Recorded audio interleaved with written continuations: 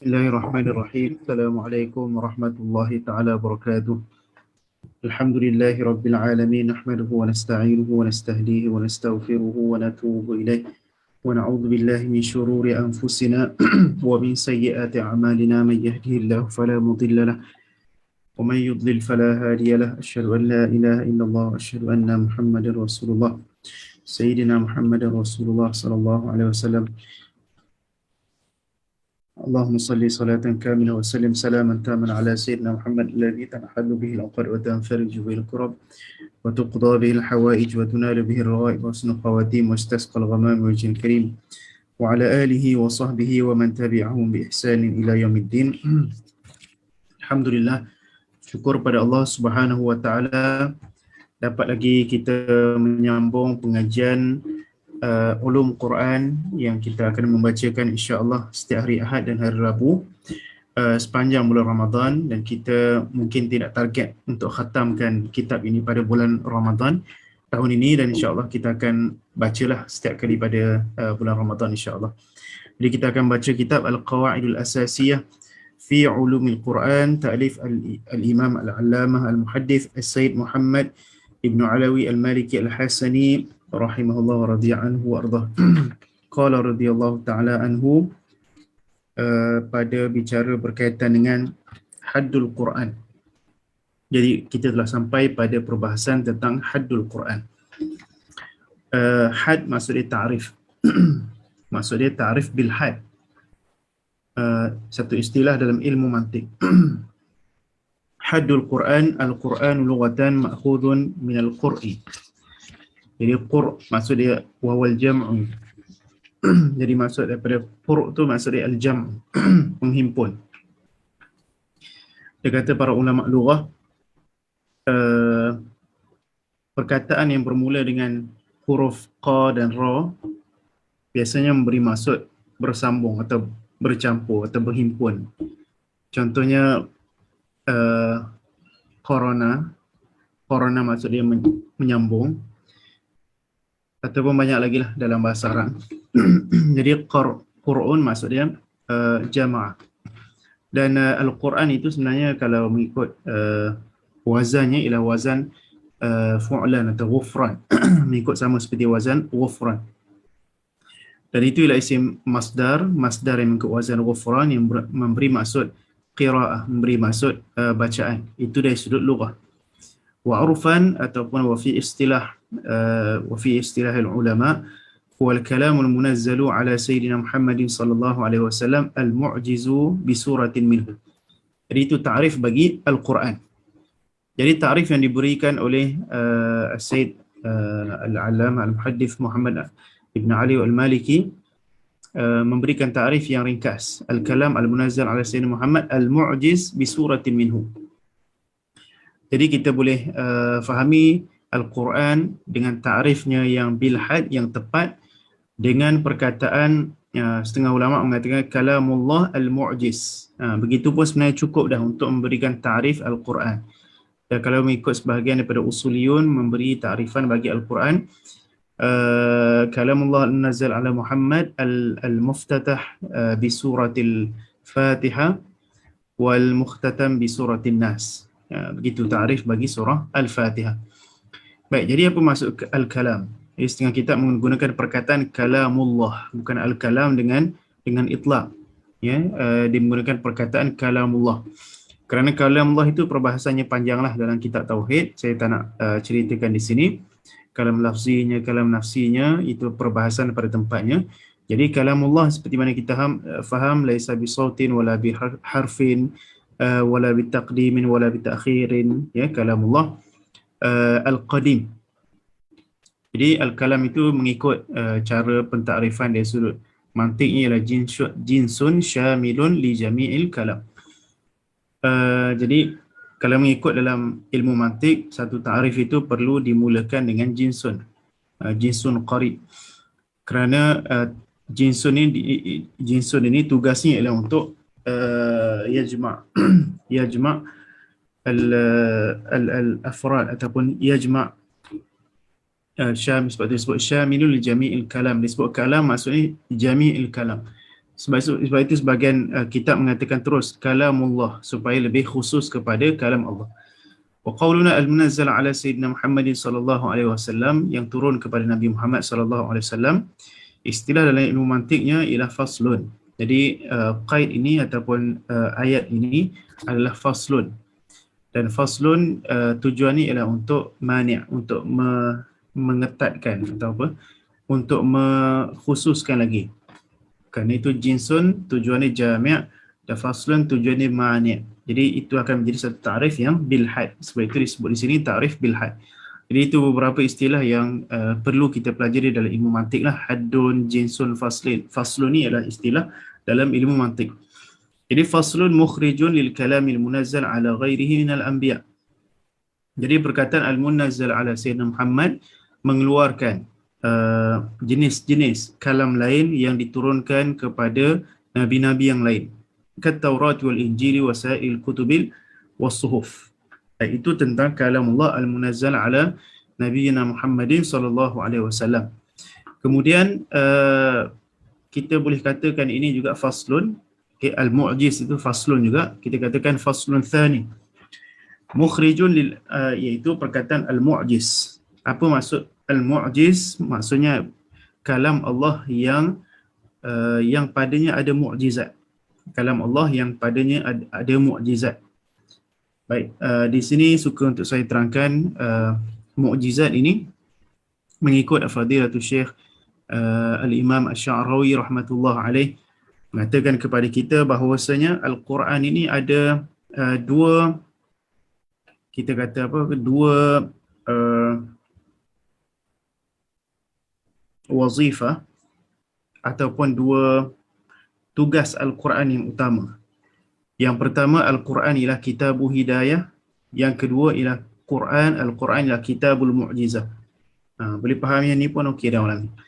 Jadi Al-Quran yang pertama yang kita kena faham, Al-Quran ialah kitab yang memberi hidayah. Dzalikal kitabu la raiba fi hudan lil muttaqin.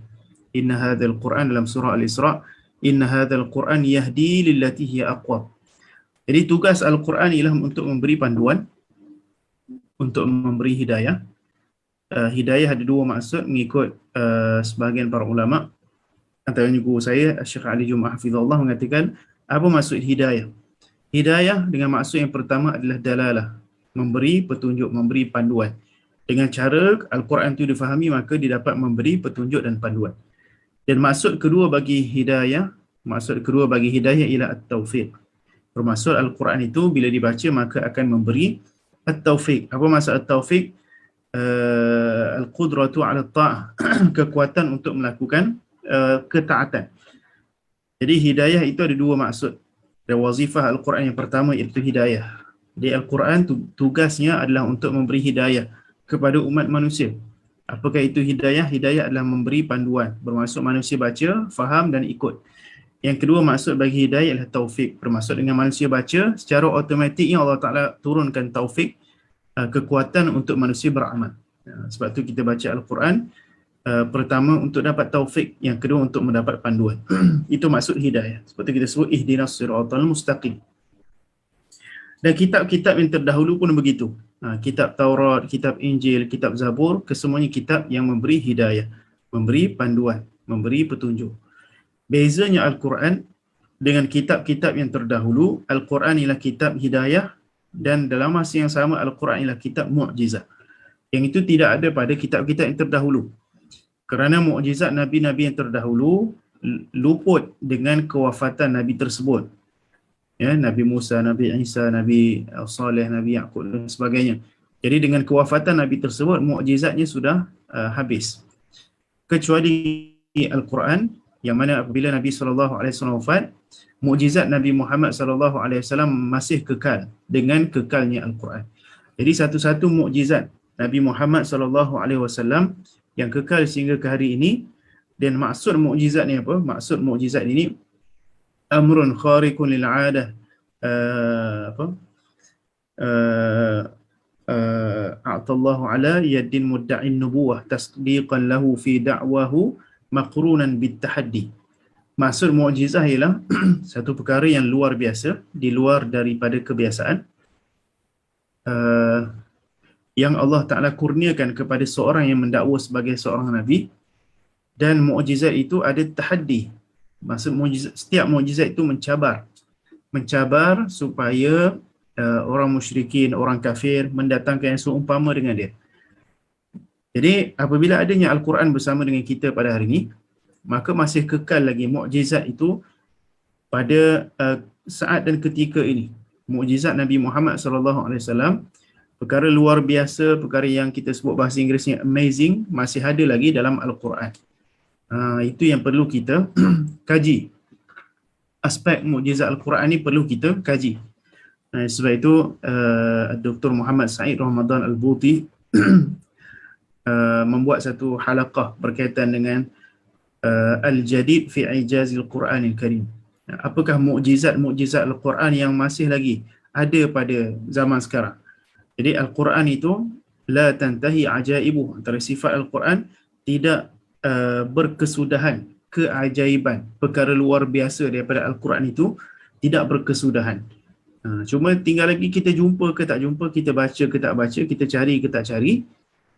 Apakah keajaiban Al-Quran, sama ada keajaiban itu berupa maknawi yang kita tak faham, ataupun keajaiban itu yang kita boleh baca, kita boleh faham, yang kita boleh kaji. Itu Al-Quran la tantahi ajaibuhu wala kata Nabi SAW, wala takhluqu min kathratir rad. Kata Nabi SAW, Al-Quran itu tidak akan puas, tidak akan bosan dengan kita banyak mengulang-ulang Al-Quran. Masya Allah. Jadi itu antara sifat-sifat bagi Al-Quran. Jadi Al-Quran, sifat yang pertama ialah kitab hidayah. Sifat yang kedua ialah kitab mu'jizah. Jadi sampai sekarang, Al-Quran masih lagi mencabar orang-orang kafir supaya mendatangkan satu kitab yang seumpama dengan Al-Quran. Supaya mereka buat satu kitab yang dapat untuk menghimpunkan nilai-nilai sastera yang sangat balaghah, yang sangat tinggi, makna-makna yang sangat tinggi, tetapi orang kafir sehingga ke hari ini tidak dapat mendatangkan sebuah kitab yang seumpama itu, maka kekallah kebenaran Al-Quran yang tidak mampu disangkal oleh orang kafir sehingga ke hari ini. Sehingga orang kafir terpaksa menggunakan cara kekerasan, cara peperangan untuk menidakkan, untuk memesongkan kita daripada kebenaran yang ada dalam Al-Quran. Maka mereka guna dengan cara kekerasan, mereka guna dengan cara hiburan. Mereka tak berani untuk berhujah dengan kita secara berdepan kerana kita ada kebenaran Al-Quran yang tidak mampu disangkal oleh orang kafir daripada zaman dulu sehingga zaman sekarang. Ramai di kalangan orang kafir yang cuba untuk membuat Al-Quran sendiri tetapi tidak berjaya. Antara yang pertama ialah Musailamah Al-Kadzab. Dia buat surah Al-Fil, Al-Fil وما أدراك ما الفيل له خرطوم طويل وله ذنب وصيل. Dia nak buat surah yang sama dengan surah Al-Qari'ah, maka dia buat surah gajah. Ataupun dia buat surah Inna a'tainakal kautsar. Jadi nak tiru, maka dia buat Inna a'tainakat tufah fasalli li rabbika wartah.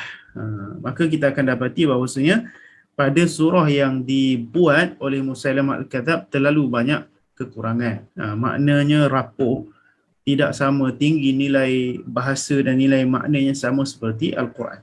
Jadi sampai sekarang tidak ada yang berjaya untuk mencabar Al-Quran dari sudut susunannya, bahasanya, maknanya dan sebagainya. Jadi sebab itu Al-Quran dinamakan sebagai kitabun mu'jiz, kitab yang mempunyai mukjizat. Dan mukjizat itu kita kena sedar sebagai orang Islam, kita kena sedar bahawasanya Al-Quran kita ialah kitab yang mempunyai mukjizat, kitab yang luar biasa, dan kena kaji, kena baca berkaitan dengan mukjizat Al-Quran. Baik. Jadi dengan perkataan mukjizat itu mengeluarkan hadis Ar-Rabbaniyah ataupun hadis Qudsi. Kerana hadis Qudsi ialah hadis yang maknanya daripada Allah, lafaznya daripada Nabi. Ke hadis sahihain, ana inda dhanni abdi bi. Seperti hadis dalam riwayat Bukhari dan Muslim, aku pada sangkaan hamba-Ku kepadaku. Baik. Thumma liqtisaru fil haddi 'ala al-ijaz. Jadi Sayyid Muhammad Alawi, Al-Alam Sayyid Muhammad Alawi al-iqtisar, dia berpada dengan ta'rif ini pada kalam Allah al-mu'jiz sahaja. Wa in nazal al-Quran li ghairihi aidan li'annahu al-muhtaj ilaihi fi at-tamyiz fa huwa al-aham. Walaupun banyak lagi dalam ta'rifnya disebutkan beberapa lagi, tapi ini yang paling penting. Wa qaul li'annahu al-muhtaj ilaihi fi at-tamyiz, kerana perkataan mu'jiz ini sangat penting untuk membezakan al-Quran dengan kitab-kitab yang lain.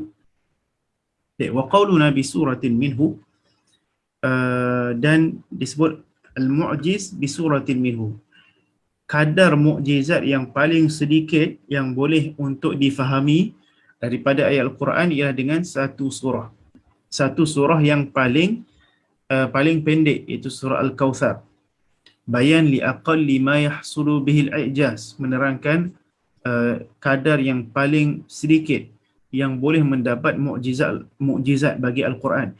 Wa huwa qadru aqsari suratin, qadar surah yang paling pendek seperti surah Al-Kawthari. Wa inma kana aqallul i'jazi bi aqalli suratin li'annahu lam yakun fil Qur'ani ayatun mufradah balil ayatu tastalzimu munasabatan lima qablaha wa ma ba'daha fatakunu thalatha ayatin. Jadi maksudnya kadar ayat yang boleh memberi mukjizat adalah kadarnya 3 ayat. Jadi dengan 3 ayat maka boleh difahami mukjizat. Tetapi kalau satu ayat tidak boleh difahami mukjizat, ya, kerana mukjizat itu, satu ayat itu dia kena berkait dengan ayat sebelum dan selepas. Kalau kita hanya belajar satu ayat sahaja, maka mukjizat itu tidak terzahir. Maka kadar yang paling pendek untuk difahami mukjizat Al-Quran ialah kadar 3 ayat. Maka boleh terzahir mukjizat Al-Quran. Jadi ilmu tentang mukjizat Al-Quran ialah ilmu yang tidak habis. Masih lagi dikarang, masih lagi dikaji oleh ulama-ulama sehingga ke hari ini.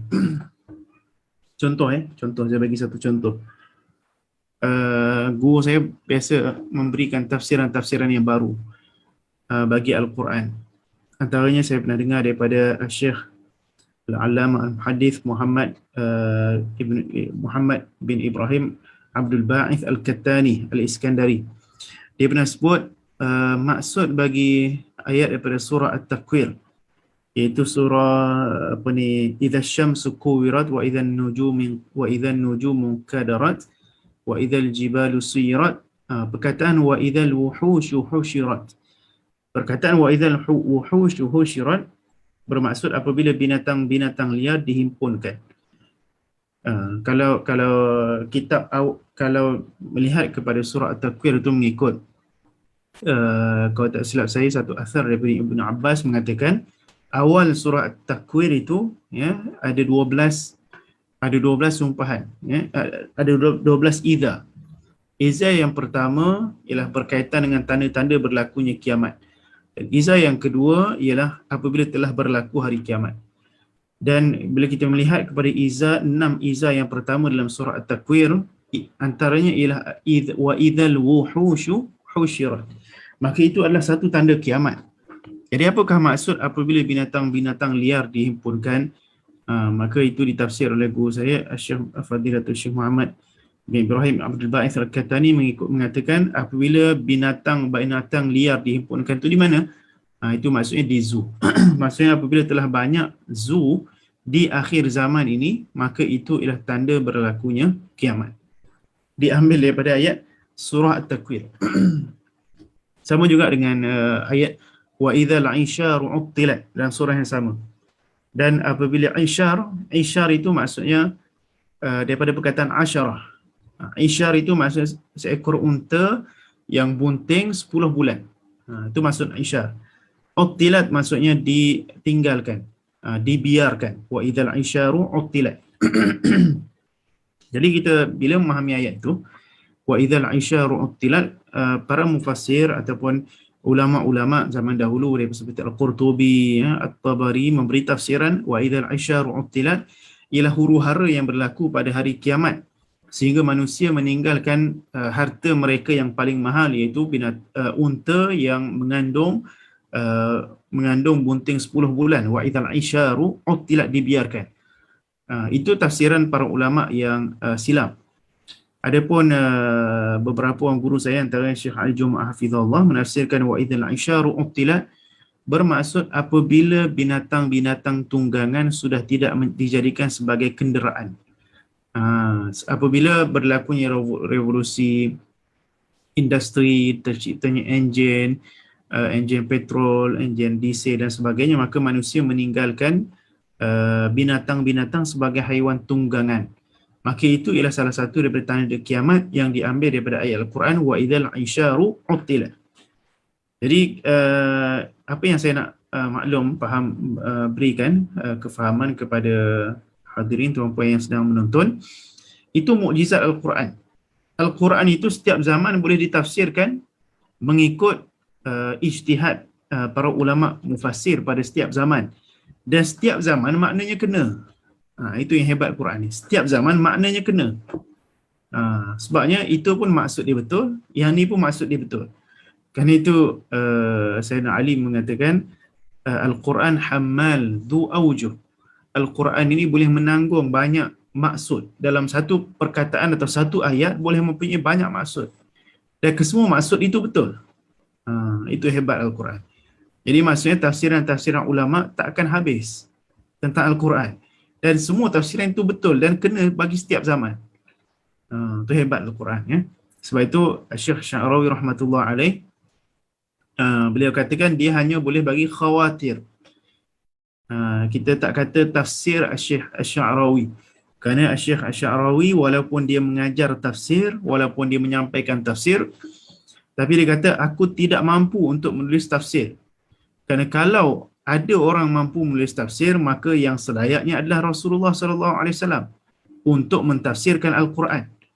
Tetapi Nabi SAW sendiri tidak mentafsirkan semua ayat Al-Quran dan meninggalkan kepada ulama-ulama seterusnya, ya, pewaris-pewaris Nabi untuk menerangkan makna-makna Al-Quran.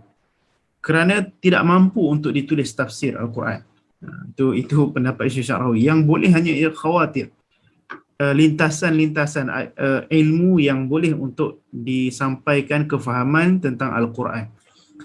Jadi makna bagi ayat Al-Quran itu, tafsiran-tafsirannya tidak akan habis sehingga ke akhir zaman. Yang pentingnya para ulama buat kerja lah.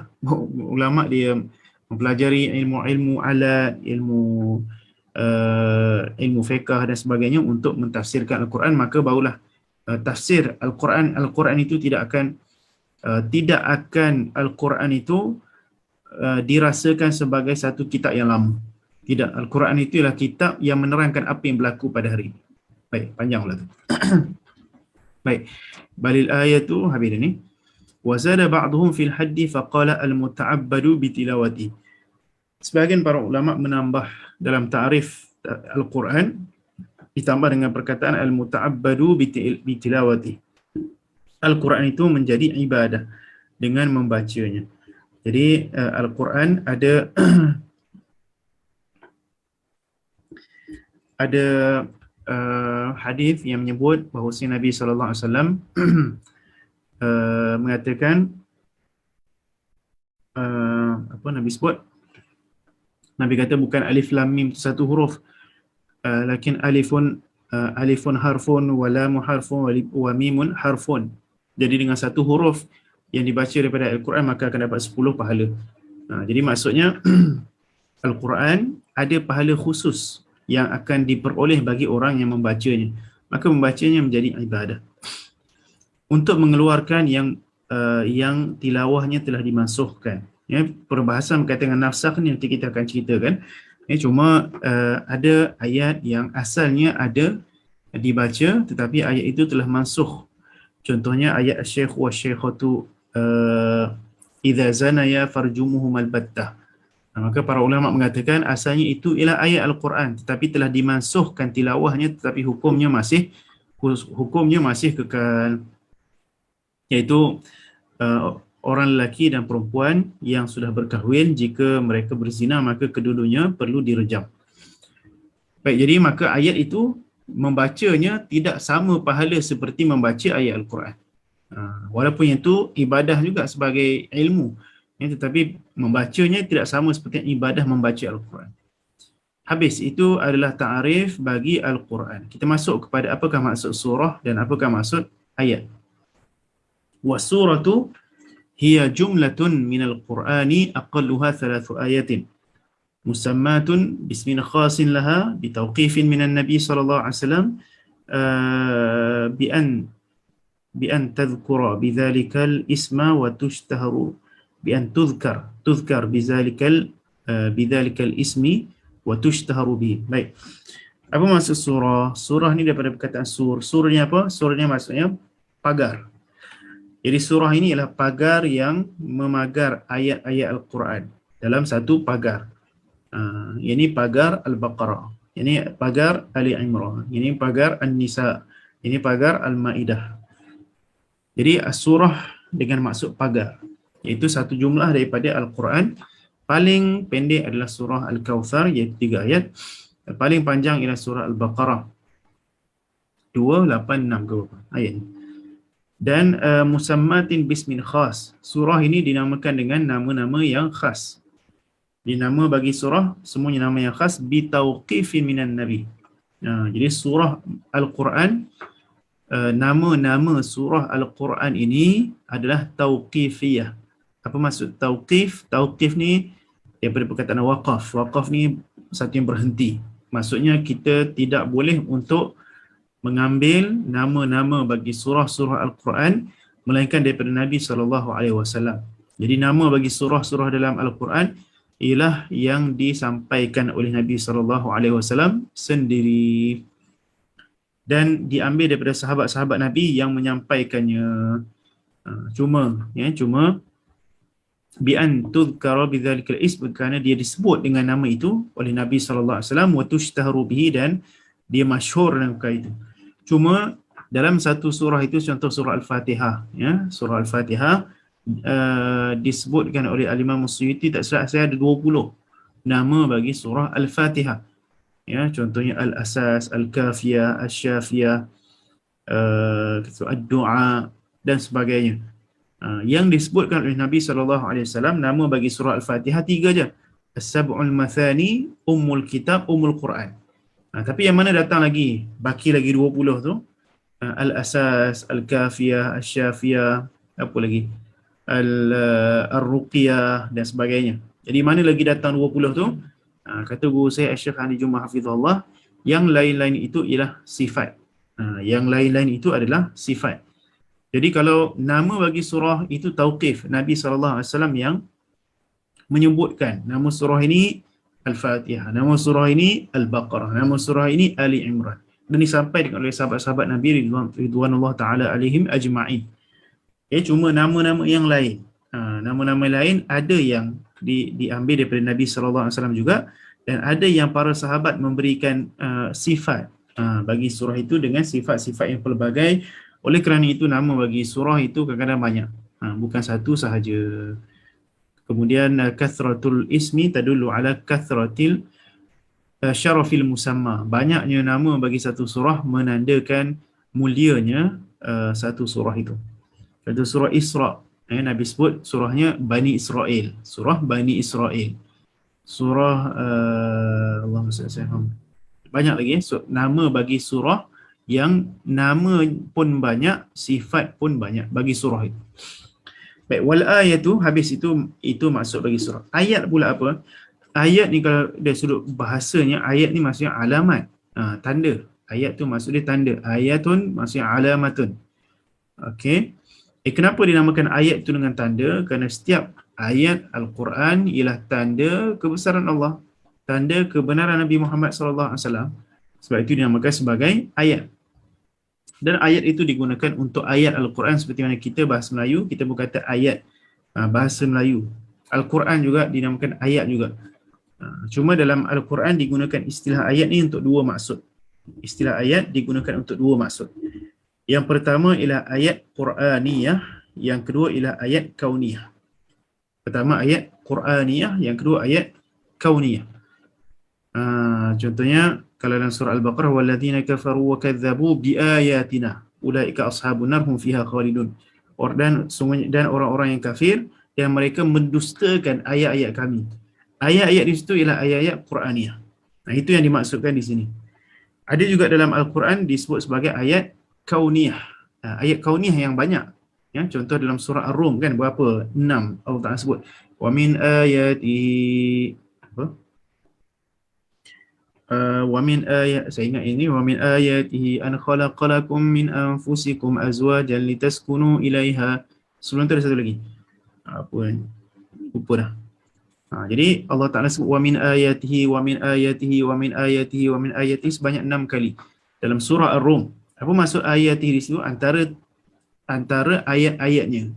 Jadi ayat di situ bukan maksud ayat Al-Quran. Ayat di situ maksud ayat kauniyah. Itu maksud ayat itu tanda-tanda kebesaran Allah. Jadi ayat ini kalau disebutkan dalam Al-Quran ada dua maksud. Yang pertama ayat Quraniyah, itu yang dimaksudkan di sini. Yang kedua ialah ayat kauniyah, itu tanda-tanda kebesaran Allah. Sebab tu ayat dalam sudut bahasa memberi maksud alamat. Wal ayatu hiya jumlatun minas surah. Satu gugusan ayat lah, perkataan-perkataan. Minas surah mumayyizah bil fasilah, dan hujung ayat masa sebelum tanda waqaf, perkataan yang sebelum tanda waqaf tu kita namakan sebagai fasilah. Kalau bahasa Melayu, kalau pantun kita sebut rima akhir. Kita sebut rima akhir. Kalau syair kita sebut qafiyah. Tapi kalau Quran kita sebut fasilah, perkataan akhir dalam ayat tu. Wahiyal kalimat allati takunu akhir al-ayat.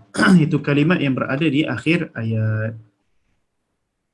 Al-Makki wal-Banadi. Jadi seperti mana saya sebut tadi, kelas kita ni tak ada nak kejar apa-apa, kita tak kejar khatam, ya, cuma mengambil masa sedikit, ya, tuan-puan semua yang mendengar, supaya kita dapat sedikit ilmu tentang Al-Quran, ulum Quran, ya, supaya kita baca Al-Quran itu ada sedikit basic ulum Quran. Maka insya-Allah saya akan teruskan setiap Ahad dan Rabu pukul 10.30 sehingga pukul 11, sedikit perkongsian berkaitan dengan ulum Al-Quran. Mudah-mudahan Allah Subhanahu Wa Taala mengurniakan ilmu kepada kita, memahamkan kita Al-Quran, dan lebih memberikan taufik kepada kita untuk memahami Al-Quran, terutamanya pada bulan Ramadan ini. Wallahu Subhanahu Wa Taala a'la wa a'lam. Sallallahu alaihi wasallam Muhammad wa ala alihi wa sahbihi baraka wasallam. Walhamdulillahi rabbil alamin.